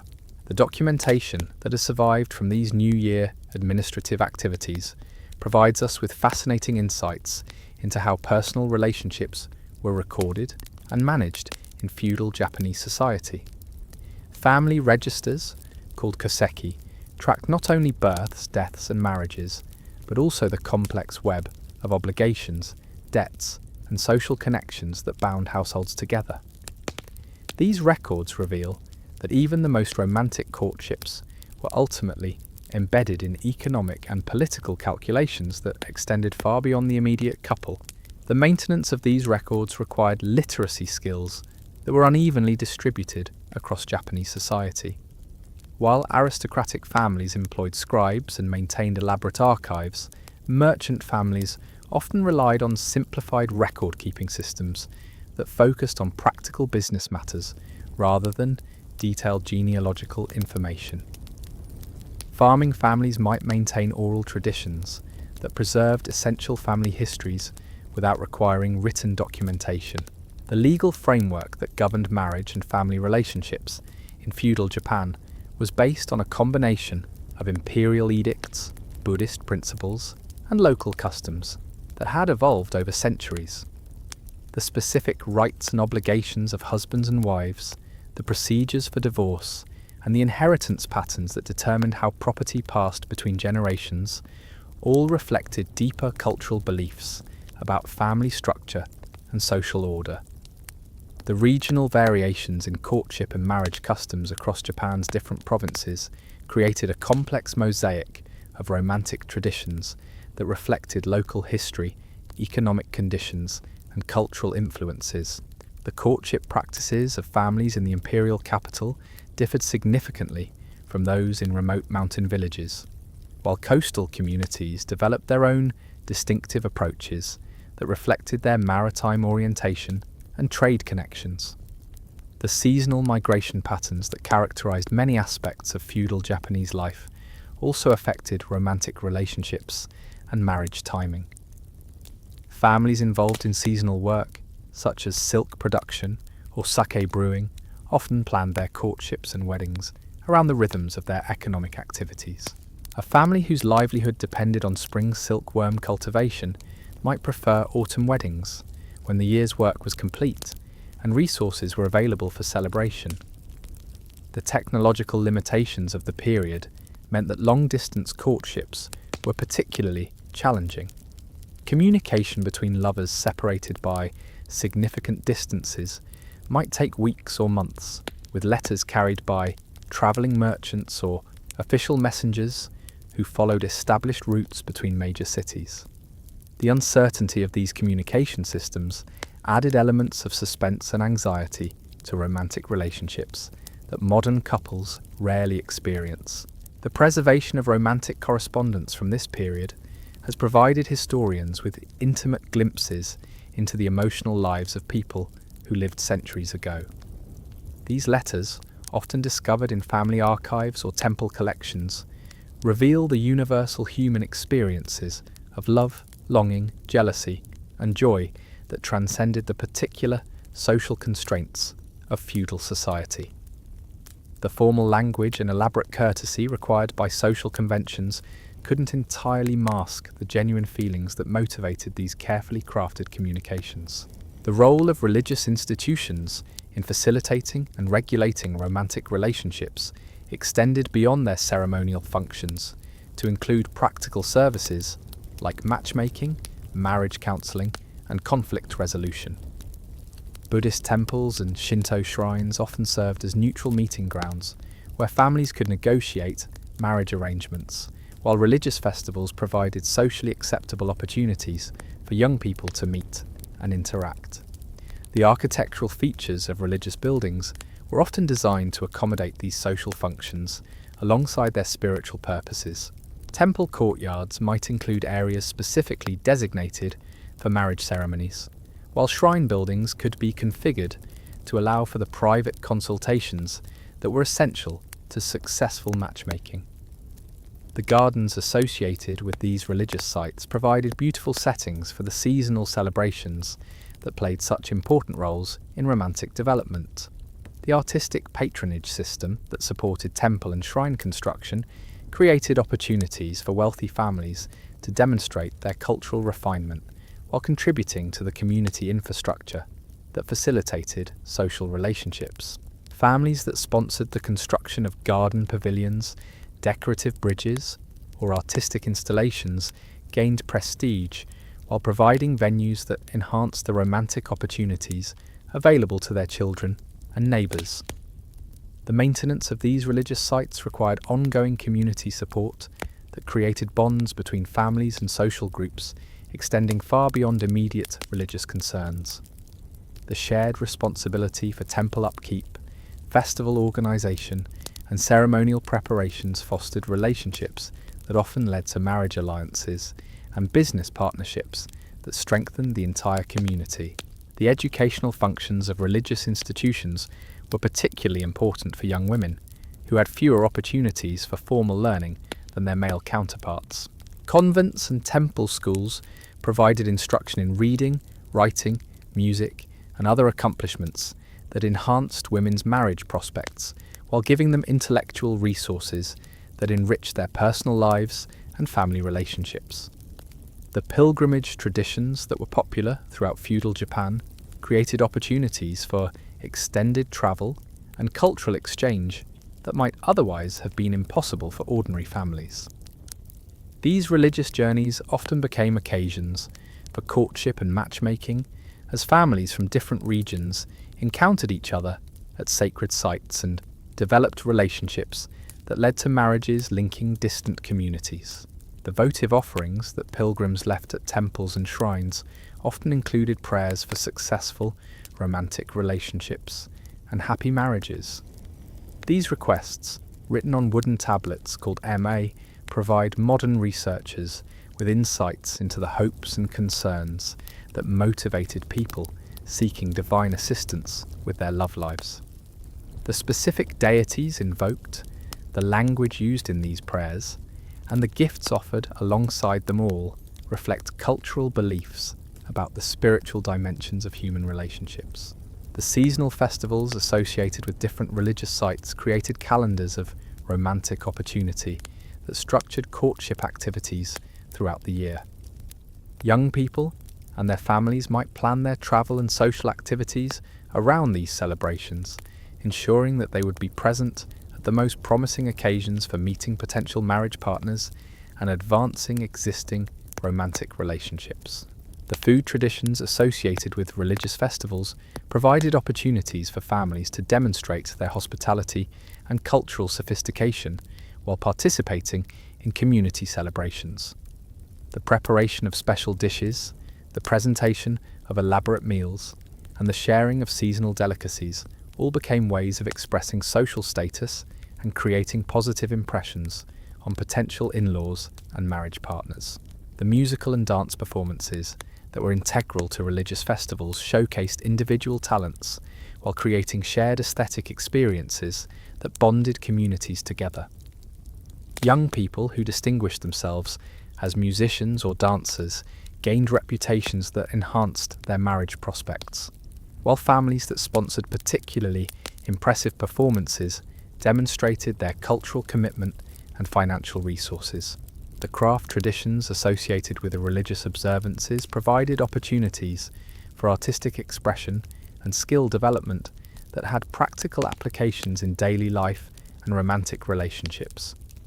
Young women who excelled at creating decorative objects for temple offerings or festival displays demonstrated domestic skills that would make them attractive wives, while young men who showed talent for woodworking, metal craft, or other specialized arts proved their ability to contribute to household prosperity. The storytelling traditions that flourished during religious gatherings preserved historical memories while transmitting cultural values from one generation to the next. These stories often included romantic episodes that served as both entertainment and moral instruction, teaching young people about appropriate behavior in courtship, while providing them with models of successful relationships and cautionary tales about romantic failures. The philosophical discussions that were part of religious education addressed questions about the nature of love, the purposes of marriage, and the relationship between individual desires and social obligations. These conversations, while abstract, provided frameworks for understanding personal experiences and making decisions about romantic relationships that would affect entire lifetimes. The meditation practices taught at Buddhist institutions offered techniques for managing the emotional turbulence that often accompanied romantic relationships. Young people learned methods for cultivating patience, compassion, and emotional equilibrium that helped them navigate the complexities of courtship while maintaining their spiritual development and social responsibilities. The charitable activities organised by religious institutions created opportunities for young people to demonstrate their moral character while contributing to community welfare. Participation in these activities, whether feeding the poor, caring for the sick, or maintaining public facilities, allowed potential marriage partners to observe each other's values and behaviour in situations that revealed true character. The record-keeping functions of religious institutions preserved documentation of marriages, births, deaths, and other family events that was essential for maintaining social order and legal relationships. The priests and monks who maintained these records often served as informal advisors and mediators in family disputes, using their knowledge of family histories and their positions of moral authority to help resolve conflicts. The artistic traditions associated with religious institutions provided models and inspiration for the aesthetic expressions that were so important in romantic relationships. The calligraphy, painting, poetry, and musical compositions created for religious purposes established standards of excellence that influenced secular artistic production and shaped cultural expectations about appropriate forms of romantic expression. The seasonal cycles that governed religious observances created rhythms of activity and reflection that structured personal and social life throughout feudal Japanese society. The timing of festivals, ceremonial observances, and spiritual practices provided frameworks for organising courtship activities while connecting individual relationships to larger patterns of cosmic and natural order. The pilgrimage routes that connected religious sites across Japan created networks of communication and cultural exchange that facilitated the spread of romantic customs and marriage practices between different regions. Travellers carried not only religious devotions but also social customs, artistic traditions, and matchmaking information that enriched the romantic possibilities available to young people throughout the country. The healing traditions associated with religious institutions addressed both physical and emotional ailments that could affect romantic relationships. Herbal medicines, therapeutic practices, and spiritual counselling provided resources for people struggling with the challenges of courtship and marriage, while the ritual purifications offered at temples and shrines helped prepare individuals for important romantic transitions.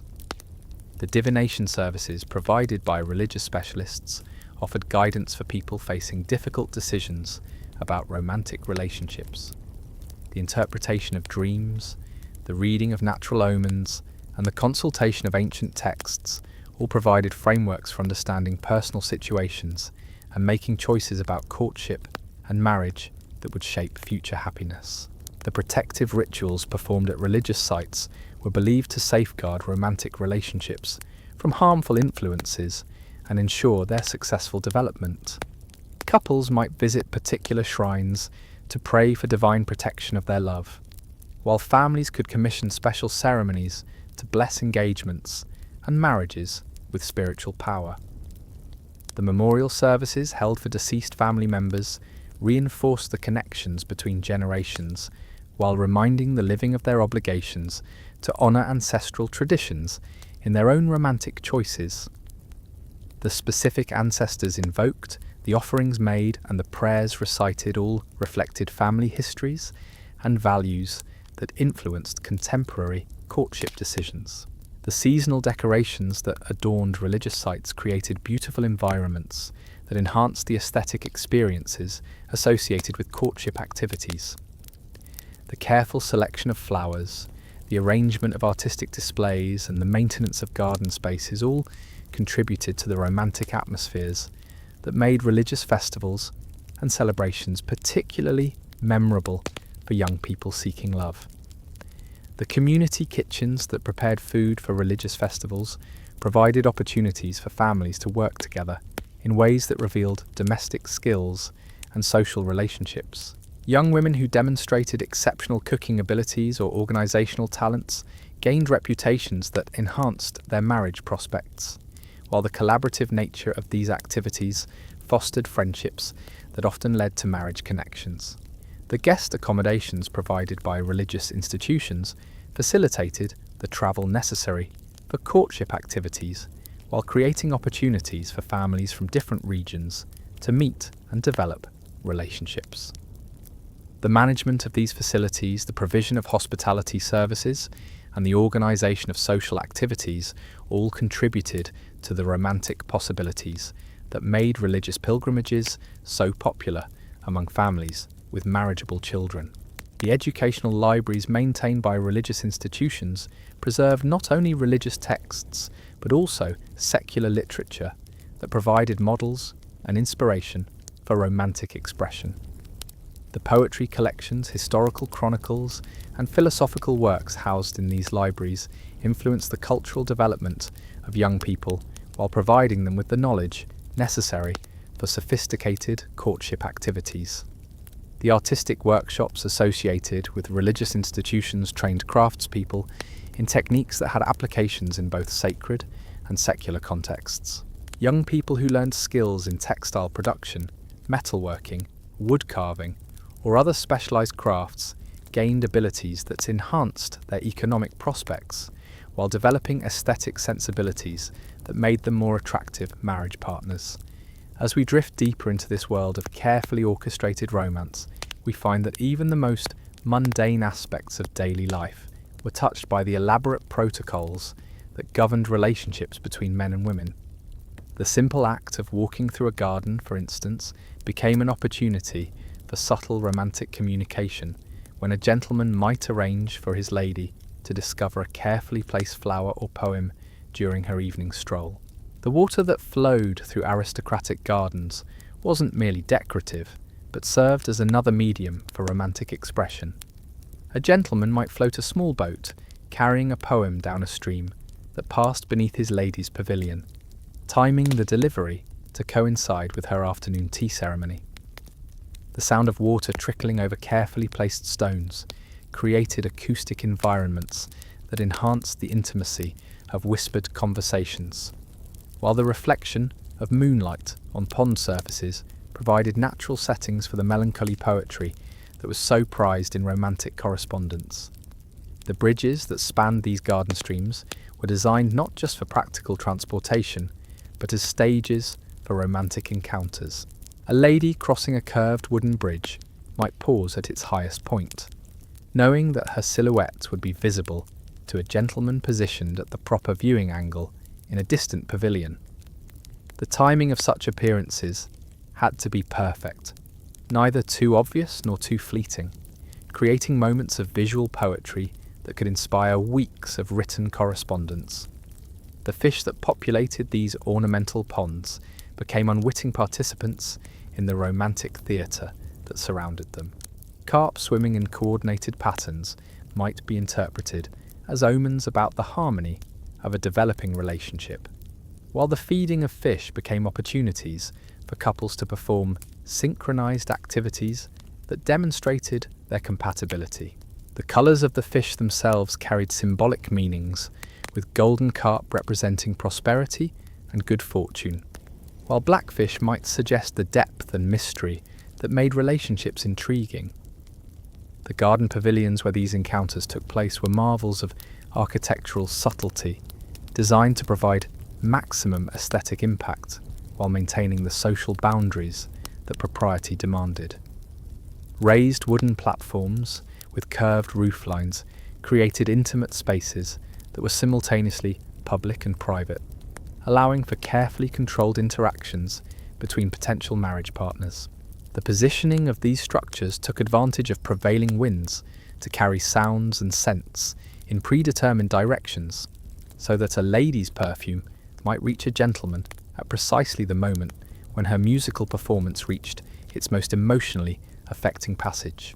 The seasonal maintenance of these gardens required armies of skilled workers whose activities became part of the romantic landscape. The pruning of cherry trees in late winter created anticipation for spring blooms that would provide backdrops for courtship activities, while the raking of autumn leaves into artistic patterns created temporary artworks that enhanced the melancholy beauty so beloved in Japanese aesthetics.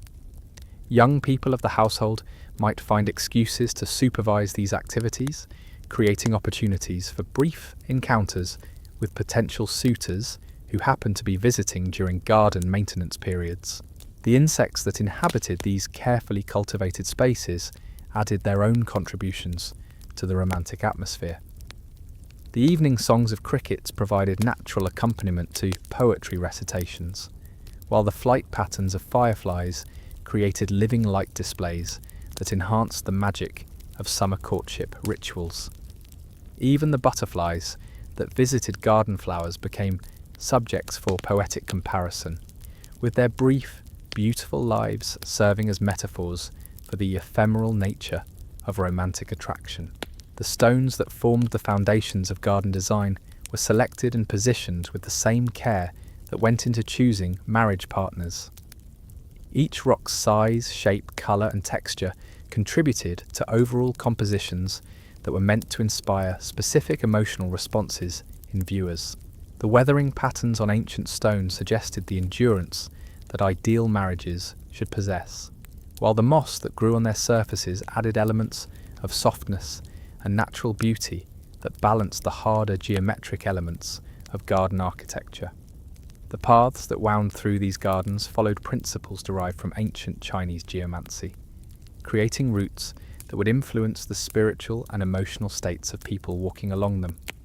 A winding path might create a sense of mystery and anticipation that enhanced romantic tension, while a straight walkway could suggest the directness and honesty that were valued in serious courtship. The materials used for path construction, whether gravel, stepping stones or wooden planks, each created different acoustic effects when walked upon, adding auditory elements to the sensory experience of garden courtship. The walls and fences that defined garden spaces served multiple functions beyond simple boundary marking. Low bamboo fences allowed for tantalizing glimpses of activity in adjacent areas while maintaining appropriate separation, creating opportunities for the kind of accidental sightings that could inspire romantic interest. Higher walls provided complete privacy for more intimate conversations, while decorative openings in solid barriers framed specific views like living paintings that changed with the seasons. The gates that provided access to different garden areas became symbolic thresholds that marked the progression of romantic relationships. A gentleman might be granted access to increasingly private sections of a garden as his courtship advanced, with each new area representing deeper levels of trust and intimacy. The ceremonies surrounding the opening of these gates, the keys used to secure them, and the protocols governing their use all became part of the elaborate ritual structure that surrounded aristocratic romance. The garden buildings that housed various activities related to courtship were specialized structures designed for specific types of romantic interaction. Tea houses provided settings for the formal ceremonies that allowed couples to demonstrate their cultural refinement, while moon viewing pavilions offered platforms for the contemplative activities that were considered essential to emotional and spiritual development. Music rooms with their carefully designed acoustics enhanced the impact of instrumental performances, while library buildings provided quiet spaces for the literary activities that were so central to educated courtship. The servant quarters that were necessary to maintain these elaborate garden complexes were strategically positioned to provide maximum service efficiency while minimizing interference with romantic activities. The comings and goings of gardeners, cleaners, and other workers were carefully scheduled to avoid disrupting courtship encounters, while their knowledge of garden layouts and seasonal schedules made them valuable allies for young people seeking to arrange romantic meetings. The seasonal ceremonies that took place in these gardens marked the passage of time while providing regular opportunities for courtship activities. Spring flower viewing parties celebrated the renewal of life and hope. Summer evening gatherings offered relief from daytime heat while showcasing the garden's nighttime beauty. Autumn leaf viewing ceremonies provided occasions for reflection on the transient nature of beauty, and winter snow viewing events demonstrated the stark elegance that could be found even in apparent desolation. The artistic competitions that were held in garden settings provided structured opportunities for young people to display their talents while competing in friendly rivalry that could spark romantic interest. Poetry contests inspired by garden scenes challenged participants to find original expressions for familiar themes, while music competitions allowed performers to demonstrate their technical skills and emotional sensitivity in beautiful surroundings that enhanced their artistic impact. The photographic documentation that began to appear in the later feudal periods captured these garden courtship activities for posterity, though the formal constraints of early photography meant that the spontaneous interactions that made garden romance so appealing were often lost in carefully posed studio-like compositions. The surviving images provide valuable insights into clothing, garden design, and social customs, while suggesting the kinds of activities that were too fleeting or intimate to be easily documented. The weather patterns that affected garden activities added elements of unpredictability to courtship planning that required flexibility and quick thinking from participants. A sudden summer shower might force a poetry gathering indoors, creating opportunities for closer proximity than would normally be acceptable, while an unexpected warm spell in late autumn could extend the season for outdoor activities beyond their usual limits. The ability to adapt gracefully to these weather-related changes was considered a mark of social sophistication that enhanced one's attractiveness as a marriage partner.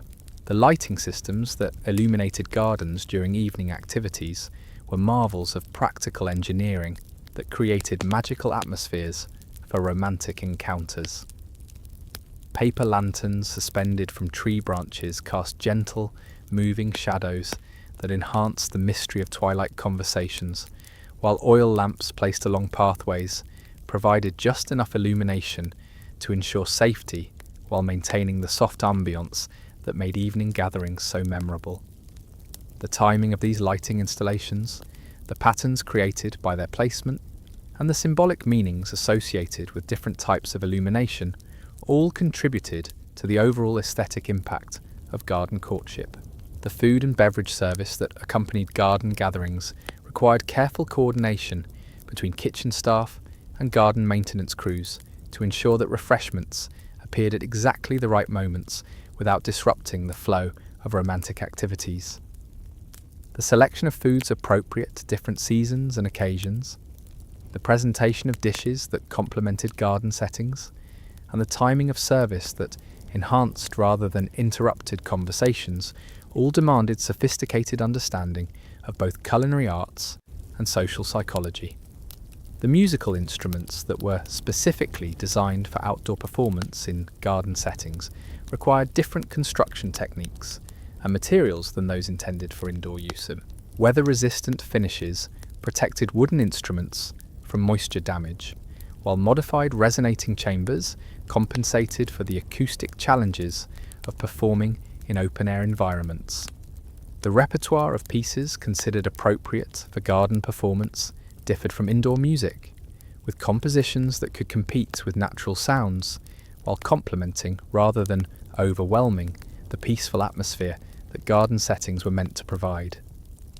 The textile arts that created the clothing worn during garden activities required special consideration of how different fabrics would appear and behave in outdoor lighting conditions and natural settings. The colours that looked elegant in candlelit indoor spaces might appear harsh or inappropriate in garden sunlight, while patterns that were striking against plain interior backgrounds could be overwhelmed by the complex visual textures of natural landscapes. The seasonal appropriateness of different textile choices became even more critical in outdoor settings, where the contrast between human artifice and natural beauty was more apparent. The perfume and incense traditions that enhanced indoor courtship activities required modification for outdoor use, where natural breezes could disperse scents unpredictably, while competing fragrances from flowers and other garden elements created complex aromatic environments. The selection of personal fragrances that would complement rather than conflict with seasonal garden scents required sophisticated understanding of how different aromatic compounds interacted in open-air settings. The timing of perfume application, the intensity of scents chosen, and the positioning of incense sources all had to be adjusted for outdoor courtship activities. The record-keeping systems that documented these garden courtship activities became important family archives that preserved memories of romantic relationships while providing guidance for future generations facing similar social challenges. The detailed journals kept by participants, the correspondence files that preserved romantic exchanges, and the artistic documentation that captured significant moments all contributed to family histories that influenced marriage decisions and social relationships for decades after the original events. The educational functions that garden activities served for young people extended beyond simple romantic instruction to include lessons in natural history, aesthetic appreciation, and social coordination that were valuable preparation for adult responsibilities. The observation of seasonal changes, the identification of plants and animals, and the understanding of weather patterns all contributed to the practical knowledge that was necessary for household management and agricultural oversight. The social skills developed through participation in garden gatherings, including the ability to coordinate group activities, manage complex logistics, and maintain harmonious relationships among diverse personalities, provided essential preparation for the collaborative efforts that successful marriages required.